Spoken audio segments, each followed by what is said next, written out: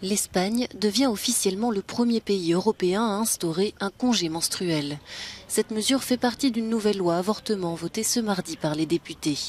Elle permet aux personnes ayant des règles très douloureuses d'obtenir un congé payé par la sécurité sociale sous réserve d'un certificat médical.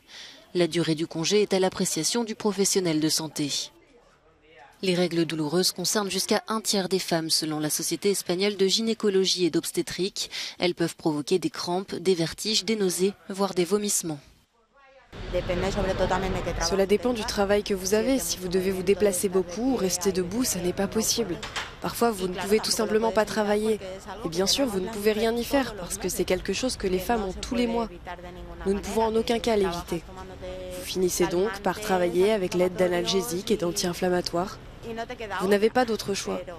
C'est une bonne mesure. Ils auraient dû la proposer plus tôt. La mesure a divisé la coalition de gauche au pouvoir. Pour ses défenseurs, elle soulagera de nombreuses femmes et permettra de mettre fin à la honte et au silence entourant les menstruations. Pour les détracteurs, elle risque de stigmatiser davantage les femmes au travail, notamment lors de l'embauche. On avait les mêmes critiques avec le congé maternité. Si nous n'obtenons pas ces petits progrès, nous ne pouvons pas avancer. Je pense que la société avance et les lois aussi. C'est sûr qu'il faut aussi sensibiliser les entreprises et la société à cette question.